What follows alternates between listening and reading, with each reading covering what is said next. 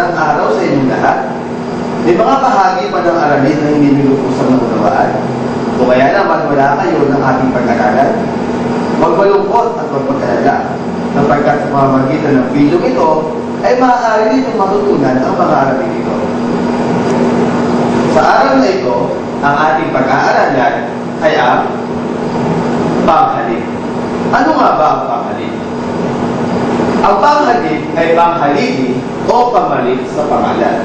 Halimbawa, napag-usap na ang mga mamamayan ay nagkakaisa kapag yan ay ating pinalitan ang pangalang mamamayan ng panghalip.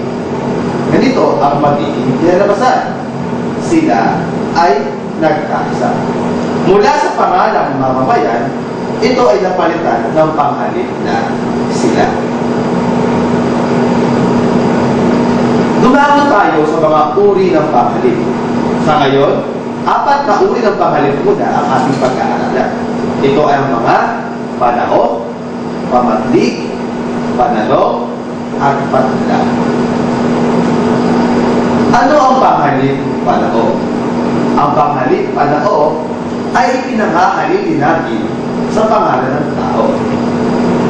Ang mga halimbawa nito ay sila, nila, kanila, ako, tayo, ikaw, namin, natin, kanya, iyo, at iba pa. Dumako naman tayo sa panghalip pamatlik.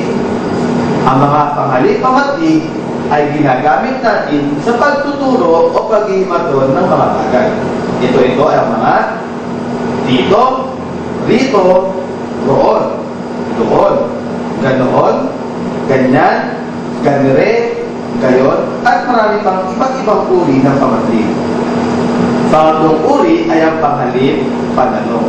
Ito ang mga panghalip na ginagamit natin sa pagpapanalo.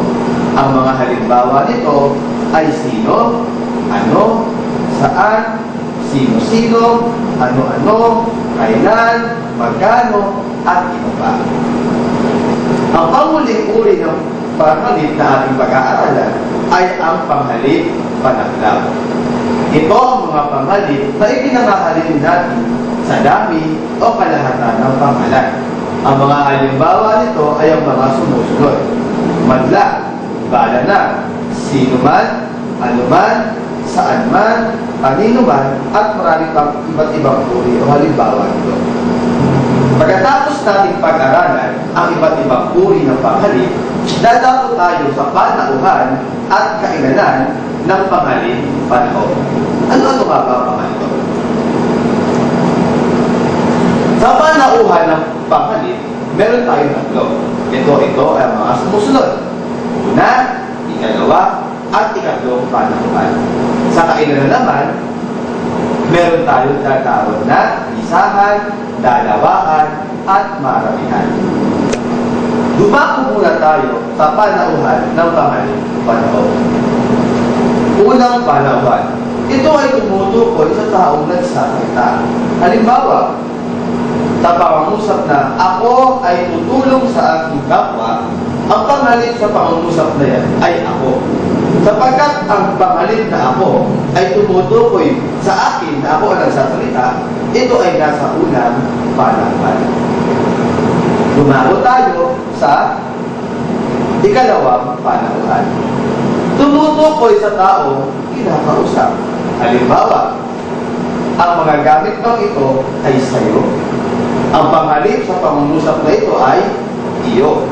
Ang iyo ay tumutukoy sa tao kausap. Panghuli ay ang ikatlong panauhan. Tumutukoy ito sa tao o mga taong pinag-uusapan. Halimbawa, sila ang mga hinahangaan sa ating bayan. Ang panghalip sa pangungusap na ito ay sila. At ang panghalip na sila ay tumutukoy sa mga tao pinag-uusapan. Dumako naman tayo sa kailanan ng panghalip panahon. Meron tayong tinatawag na isahan. Tumutukoy o humahalili sa isang pangalan lamang. Halimbawa ng mga panghalip na nasa isa ang kailanan ay ang mga panghalip na ako, ikaw, siya, kanya, iyo. Dumao tayo sa kailanan na panlalawakan o dalawakan. Tumutukoy ito o humahalili ito sa dalawang pangalan. Ang mga halimbawa nito ay ang kita at kata. Panghuli ay ang paramihan. Humahalili ito sa higit sa dalawang pangalan. Ang mga halimbawa nito ay ang kami, tayo, kanila, ninyo, at marami pang iba. At upang mas lalo nating maunawaan ang panauhan at kailangan ng panghaling panao, maaari natin gamitin ang table na ito. Sa unang column, naroon ang panauhan. Una, ikalawa, at ikatlo. At nasa ikalawang column naman, ang mga panghalip na nasa isahang kailanan. Sa pangatlong column ay dalawahan at ang panghuli ay marami. Ang susunod nating pag-aaralan sa panghalip ay ang gamit ng panghalip. Katulad ng pangalan, ang panghalip ay may gamit sa pangungusap. Ano-ano ang mga gamit ng panghalip? Ang panghalip ay maaaring gamitin bilang simuno, kaganapang pansimuno, layo ng pandiwa, at layo ng pangkukol. Pag-aralan natin isa-isa ang mga ito. Bilang simuno. Kailan natin ginagamit ang panghalip bilang simuno?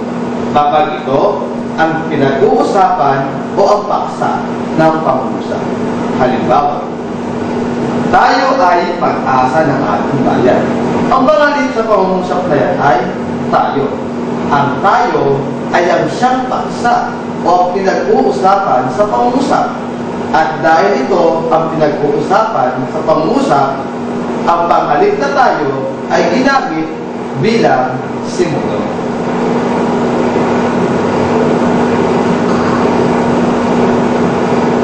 Bilang kaganapang pansimuno. Kailan natin ginagamit ang panghalip bilang kaganapang pansimuno?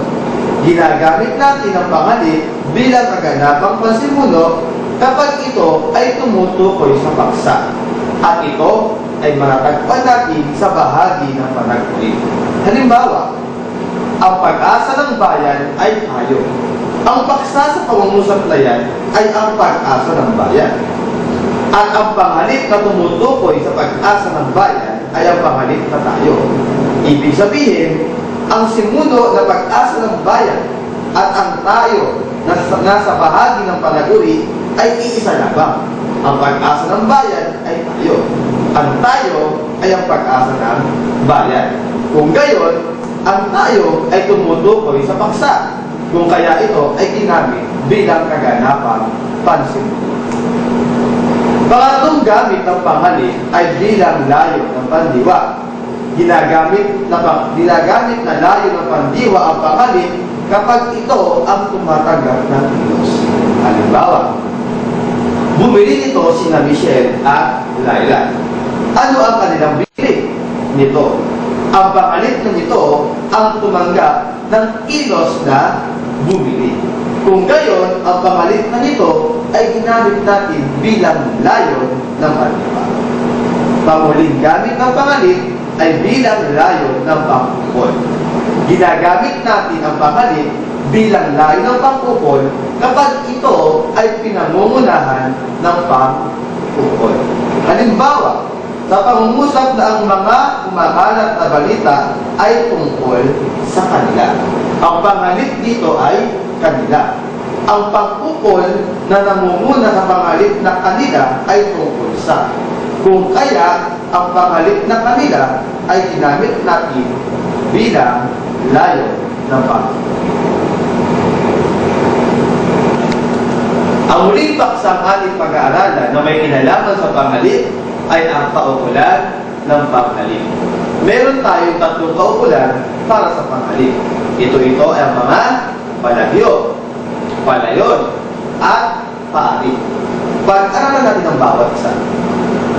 Kailan nagiging nasa kaukulang palagyo ang panghalip? Kung ito ay ginamit natin bilang simuno at kaganapang pansimuno. Pag-aralan ng mga halimbawa. Nakipagkaisa kami sa proyekto ng paaralan. Ang panghalip dyan ay ang kami. Ang kami ay ginamit natin bilang simuno. Kung gayon, ang panghalip na kami ay nasa kaukulang palagyo.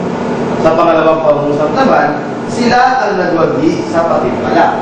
Ang sila ay ginamit sa pangungusap na ito bilang kaganapang pansimulo. Kung gayon, ang sila ay nasa kaukulang palagyo. Pangalawang kaukulan ay ang kaukulang palayon. Ginagamit natin o nasa kaukulang palayon ang panghalip kapag ito ay ginamit bilang layo ng pandiwa at layo ng pangkuko. Halimbawa, bumuhat nito ang magkapatid na Lopez. Ang panghalip sa pangungusap na ito ay nito. At ang nito ay ginamit bilang layo ng pandiwa. Kaya ito ay nasa kaukulang palayon. Sa pangalawang pangungusap naman, tungkol sa aming pag-aaral ang pinag-usapan ni ina at ama. Ang panghalip sa pangungusap na ito ay amin. Ang amin ay ginamit bilang layo ng pangkukol. Kung kaya ang amin ay nasa kaukulang palayo. Panguling kaukulan ay ang kaukulang paari. Kailan natin masabi na ang panghalip ay nasa kaukulang paari? Kapag ito ay nagpapahayag ng pagmamay-ari. Halimbawa, ang mga bulaklak na ito ay amin. Kanino yung mga bulaklak? Amin. Ano yung panghalip? Amin. Nagpakita ng pagmamay-ari? Oo. Kung gayon, ang amin ay nasa kaukulang paari. Ang pangalawang pangungusap, akin ang ibinigay mong kwaderno kay Maria. Kanino raw yung binigay ng kwaderno kay Maria? Akin. Nagpakita ng pagmamay-ari?